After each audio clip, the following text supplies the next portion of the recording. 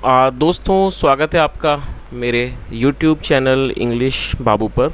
और आज मैं फिर हाजिर हूँ आपके साथ एक नई स्टोरी लेकर। और दोस्तों, आज जो स्टोरी मैं आपके लिए लेकर आया हूँ बहुत ही मज़ेदार, बहुत ही फ़नी स्टोरी है। सुनकर आपको बहुत मज़ा आएगा।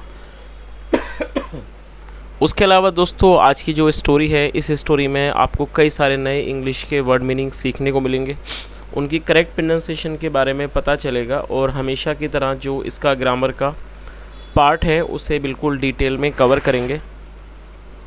तो एक एक स्ट्रक्चर को आप बहुत आसानी से सीख पाएंगे।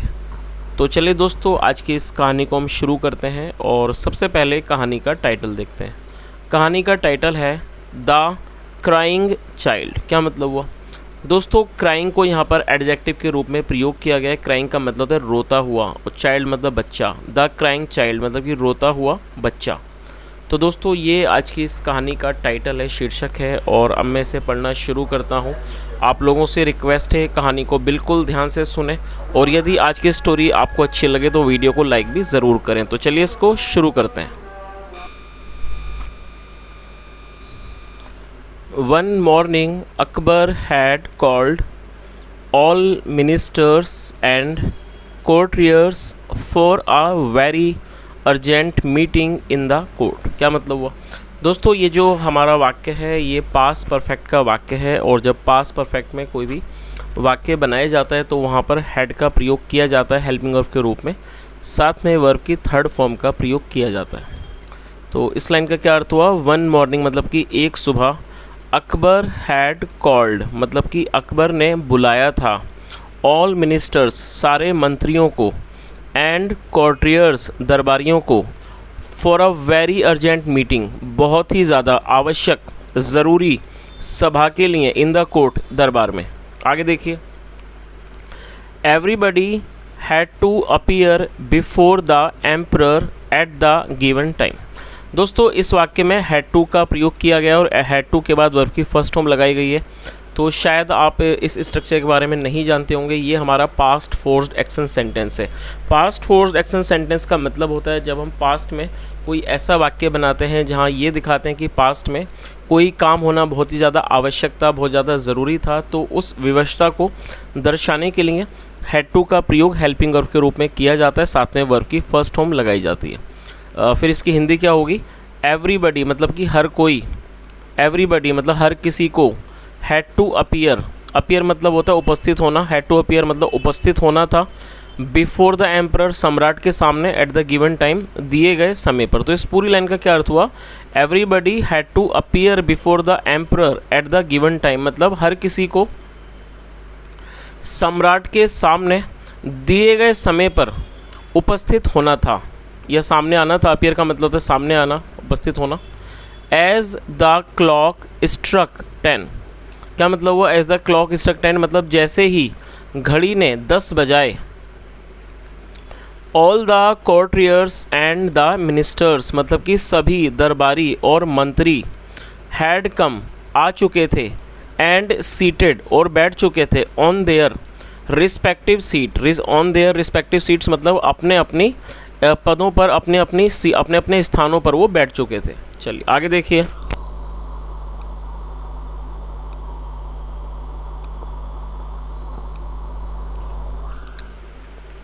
When Akbar came, he threw a glance across the hall to see if everybody was present। क्या अर्थ हुआ दोस्तों? ये जो वाक्य है ये पास्ट इंडेफिनिट का अफर्मेटिव वाक्य है जहाँ वर्ब की सेकंड फॉर्म का प्रयोग किया जाता है। कब मतलब आना? सेकंड फॉर्म में केम। व्हेन अकबर केम मतलब कि जब अकबर आए। ही थ्रू आ ग्लैंस, ग्लैंस का मतलब नज़र और थ्रो मतलब फेंकना। सेकंड फॉर्म में थ्रू अब इसके अंदर डालना। He threw a glance across the hall मतलब उन्होंने हॉल पर, जो कक्ष था, हॉल था, उस पर उन्होंने एक नज़र डाली। टू सी देखने के लिए, इफ़ एवरीबडी वॉज प्रेजेंट कि क्या हर कोई उपस्थित है। Birbal was not there, Birbal वहाँ नहीं थे। चलिए आगे देखिए।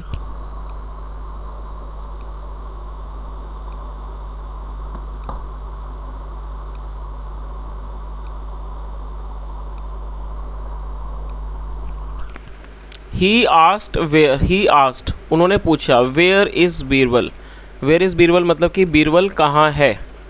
Everyone was quiet, everyone was quiet मतलब कि हर कोई खामोश था।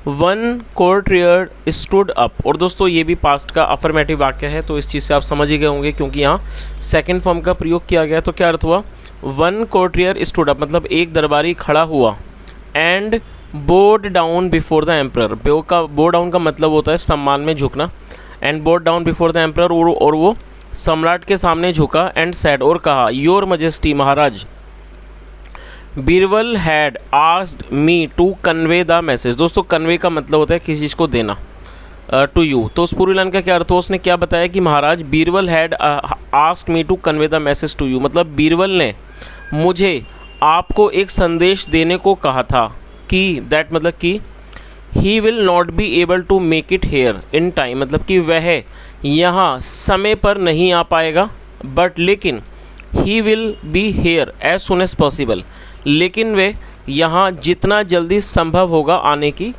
यहाँ पर कोशिश करेगा, वो यहाँ पर आ जाएगा। चलिए आगे देखिए। दिस मेड अकबर फ्यूरियस, दोस्तों फ्यूरियस एडजेक्टिव है जिसका मतलब होता है बहुत ज़्यादा क्रोधित या फिर आग बबूला होना, और ये मेक की second form made, this made Akbar furious, और ये जो चीज़ थी उसने अकबर को बहुत ज़्यादा क्रोधित कर दिया। आफ्टर सम टाइम, कुछ समय के बाद, बीरबल केम, बीरबल आए, बोर्ड डाउन बिफोर अकबर, वो अकबर के सामने झुके, and seated himself at his place, और उन्होंने अपने आप को जो उनका स्थान था उस पर वो बैठ गए। अकबर आस्क्ड बीरबल, अकबर ने बीरबल से पूछा, did not you here the orders of being present in the court in time. क्या अर्थ हुआ, दोस्तों ये जो हमारा वाक्य है ये पास्ट इंडेफिनिट का इंट्रोगेटिव वाक्य है जहाँ पर डिड का प्रयोग हेल्पिंग वर्ब के रूप में किया जाता है, और ये जो वाक्य है ये इंट्रोगेटिव नेगेटिव का वाक्य है। इंट्रोगेटिव नेगेटिव का मतलब होता है जहाँ प्रश्न हो साथ में नहीं का भी प्रयोग किया जाए। तो क्या अर्थ हुआ, अकबर आस्क्ड बीरबल, अकबर ने बीरबल से पूछा, didn't you here the orders, क्या आपने आदेश को मतलब आदेशों को नहीं सुना, ऑफ बीइंग प्रेजेंट उपस्थित होने का, इन द कोर्ट दरबार में, इन टाइम समय पर। तो उन्होंने अकबर ने क्या क्या कहा बीरबल से कि क्या आपने उस आदेश को नहीं सुना ऑफ बीइंग प्रेजेंट की, in the court in time मतलब कि दरबार में सही समय पर उपस्थित होने का जो ऑर्डर था, आदेश था, क्या आपने उसको नहीं सुना। Why were you let, why were you let मतलब तुम्हें विलम्ब क्यों हुआ, तुम्हें देरी क्यों हुई। चलिए आगे देखिए। बीरबल रिप्लाइड मतलब कि बीरबल ने जवाब दिया, आई bag your pardon your majesty. क्या मतलब हुआ, दोस्तों पार्डन का मतलब, पार्डन एक नाउन है जिसका मतलब होता है माफ़ी। तो बीरबल ने जवाब दिया, आई बैग योर पार्डन मतलब कि मैं आपकी माफ़ी चाहता हूँ, मैं माफ़ी चाहता हूँ या मैं माफ़ी की विनती करता हूँ, योर मजेस्टी महाराज, बट लेकिन माई चाइल्ड वॉज क्राइंग, लेकिन जो मेरा बच्चा है वो रो रहा था, and I was not able to calm him down, और मैं उसे शांत नहीं करा पा रहा था या शांत नहीं कर पा रहा था। Akbar was disappointed with Birbal's reason, दोस्तों यहाँ बीरबल के बाद एपेस्ट्रोफी एस का यूज़ किया गया जिसका अर्थ होता है का के की। जब आप किसी नाम या व्यक्ति के साथ कुछ जोड़ना चाहते हैं तो एपेस्ट्रोफी एस का प्रयोग किया जाता है, और रीज़न एक नाउन है जिसका मतलब होता है कारण, वजह।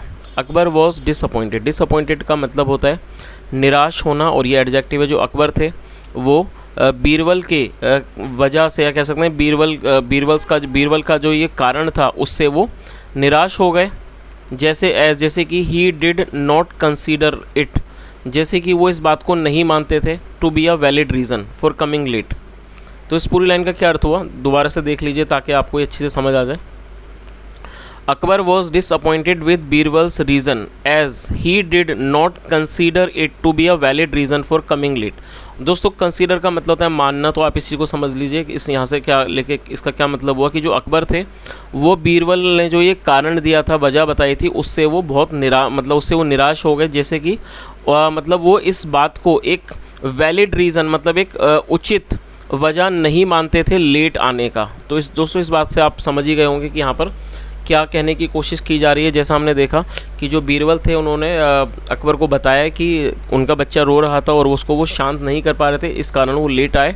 लेकिन जब उन्होंने ये बात अकबर को बताई तो अकबर थोड़ा निराश हो गए, और निराश होने का कारण ये था कि वो इस बात को एक उचित वजह नहीं मानते थे देरी से आने की। चलिए आगे देखिए। सो इसलिए ही एक्सप्रेस्ड हिज डिसप्लेजर, एक्सप्रेस मतलब व्यक्त करना और डिसप्लेजर का मतलब नाखुशी, उन्होंने अपनी नाखुशी को व्यक्त किया। एंड सेड और कहा, why did you take so long to calm a child down, तो उन्होंने क्या कहा। और दोस्तों ये हमारा प्रेजेंट पास इंडेफिनेट का ही अफर्मेटिव इंट्रोगेटिव वाक्य है, जहाँ डिड का प्रयोग किया गया हेल्पिंग वर्ब के रूप में और वाई का प्रयोग किया गया इंट्रोगेटिव वर्ड के रूप में। तो उन्होंने क्या कहा, why did you take so long to calm a child down, मतलब आपको एक बच्चे को शांत करने में इतना ज़्यादा समय क्यों लगा। सो लॉन्ग मतलब इतना ज़्यादा समय। डू यू नो, क्या तुम जानते हो, how to handle a crying child, कि क्या आप जानते हो एक रोते हुए बच्चे को किस तरह से हैंडल करते हैं। चलिए आगे देखिए।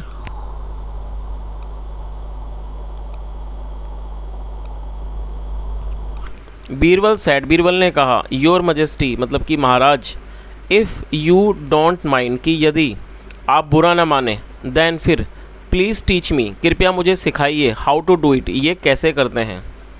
इट वुड बी ग्रेट, ये बहुत अच्छा होगा, if I could learn it from you, मतलब ये बहुत ही अच्छी बात होगी, if I could learn it from you, कि यदि मैं इस बात को आपसे सीखता हूँ या सीख जाता हूँ। Akbar without any problem agreed, agree का मतलब सहमत होना, सेकंड फॉर्म में अग्रीड, तो क्या अर्थ हुआ, अकबर विदाउट एनी प्रॉब्लम, जो अकबर थे वो बिना किसी समस्या के सहमत हो गए टू डू इट, इस चीज़ को करने के लिए। चलिए आगे देखिए। Everyone's eyes were fixed on the emperor, दोस्तों यहाँ एवरीवन के बाद एपिस्ट्रोफी एस है जिसका मतलब काके की, और एवरीवन्स आइज़ का मतलब हो गया हर किसी की आंखें।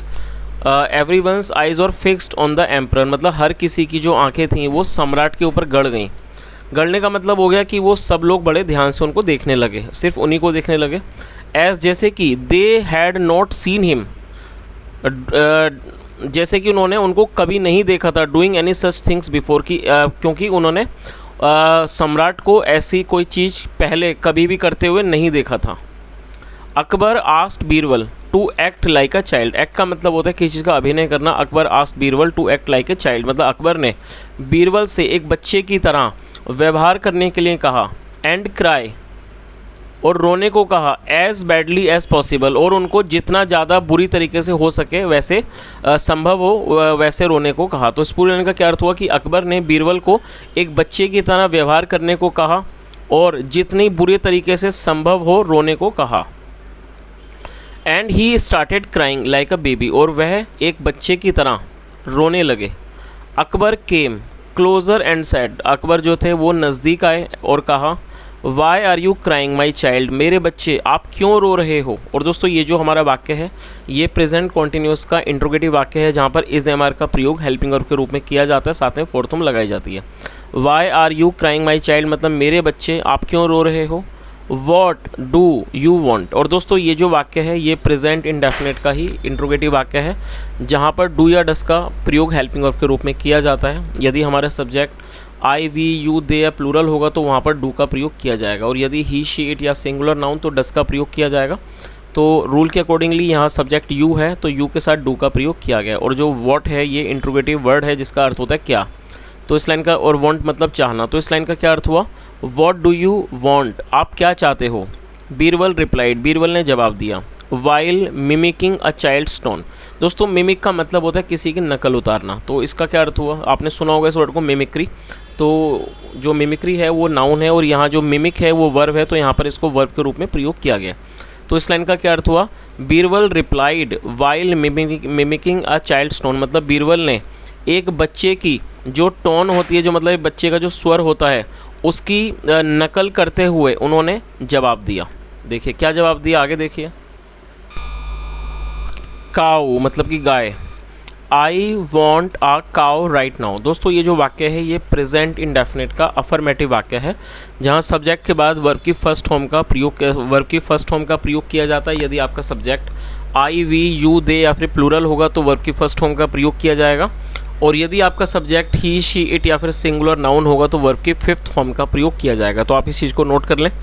तो फिलहाल यहाँ सब्जेक्ट आई है तो आई के लिए वर्ब की फर्स्ट फॉर्म का प्रयोग किया गया। तो क्या, और वांट का मतलब होता है किस, चाहना। काऊ मतलब कि गाय, तो उन्होंने क्या जवाब दिया, I want A cow right now. Right now मतलब होता है अभी, मतलब मुझे अभी, मुझे बिल्कुल अभी, एक मुझे अभी या कह सकते हैं मुझे, राइट नाउ होता है बिल्कुल अभी, मुझे बिल्कुल अभी एक गाय चाहिए। Akbar at once took Birbal to a cow. और दोस्तों एट वंस मतलब तुरंत, और ये जो वाक्य है ये पास्ट का अफर्मेटिव वाक्य है जहाँ सेकंड फॉर्म का प्रयोग किया जाता है। टेक मतलब ले जाना, सेकंड फॉर्म में टुक। तो इसका क्या अर्थ हुआ, Akbar at once took Birbal to a cow, मतलब कि अकबर तुरंत बीरबल को गाय के पास लेके गए, एक गाय के पास ले गए। आफ्टर ए फ्यू मोमेंट्स मतलब कि कुछ क्षणों के बाद, ही केम बैक वह वापस आए, इन द कोर्ट दरबार में, विद ए काऊ एक गाय के साथ। चलिए आगे देखिए।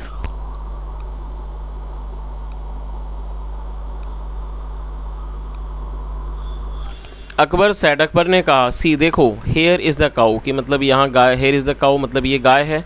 नाउ स्टॉप क्राइंग, अब रोना बंद कर दो। Birbal started crying even louder, और जो बीरबल थे वो और भी अधिक मतलब कि और भी ज़्यादा ज़ोर से वो रोने लगे।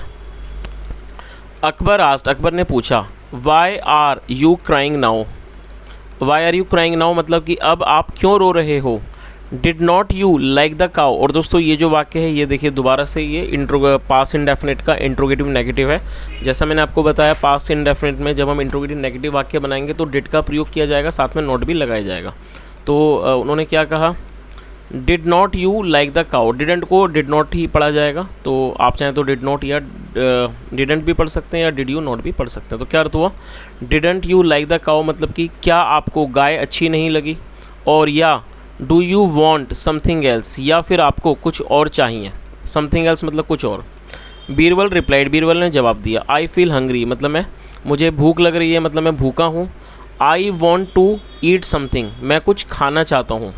और दोस्तों ये जो वाक्य है यहाँ इस एग्जाम्पल को देख लीजिए, हमारा प्रेजेंट इंडेफिनिट का ही अफर्मेटिव वाक्य है, लेकिन यहाँ पर एक अच्छी बात यह है कि यहाँ पर दो वर्ब का प्रयोग किया गया। तो मैं आपको दो वर्ब के बारे में बता देता हूँ। जब आप कोई भी ऐसा वाक्य बनाएंगे जहाँ दो वर्ब का प्रयोग किया जाना है तो पहली वर्ब के बाद आपको टू का प्रयोग करना है और उसके बाद वर्ब की फर्स्ट फॉर्म लगानी है। तो ये हमारी प्राइमरी वर्ब है, वॉन्ट मतलब चाहना, और दूसरी ये सेकेंडरी वर्ब है ईट, ईट मतलब खाना।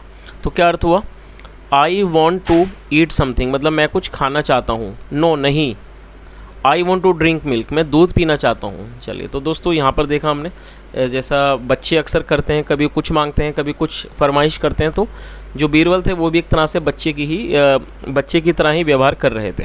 चलिए आगे देखिए।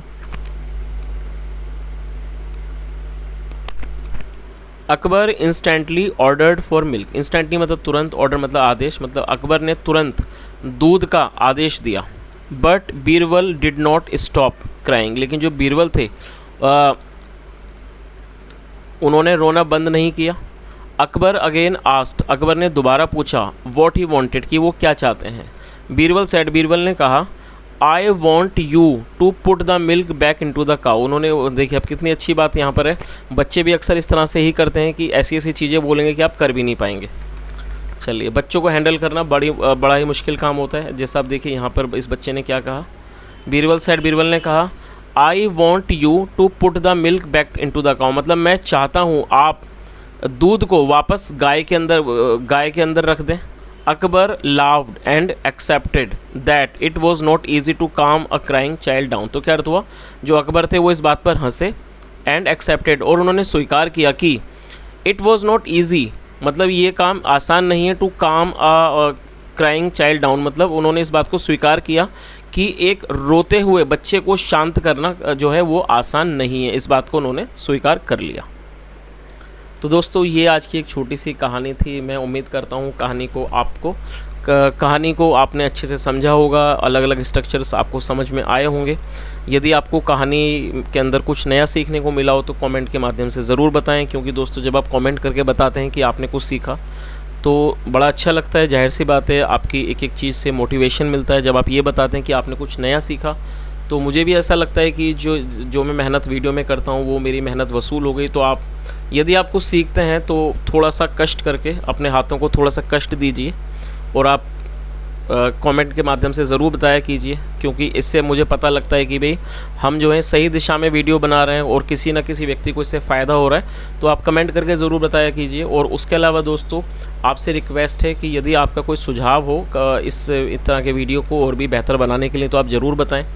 और काफ़ी दिनों से दोस्तों मैं सोच रहा हूँ कि मैं एक बार लाइव आऊँ, क्योंकि आप लोगों में से कई लोग शायद मुझे एक बार देखना भी चाहते हैं, तो इस बहाने से देखना भी हो जाएगा और मैं लाइव क्लास लेना चाहूँगा। तो दोस्तों आप कमेंट के माध्यम से ज़रूर बताएं क्या आप चाहेंगे कि मैं लाइव आऊं, और आप एक समय भी बताएं कोई ऐसा कि जहां पर ज़्यादा से ज़्यादा लोग उस लाइव सेशन को अटेंड कर सकें। तो आप कमेंट के माध्यम से ज़रूर बताएं। दोस्तों यहाँ तक सुनने के लिए thank you so much. Have a nice day and bye.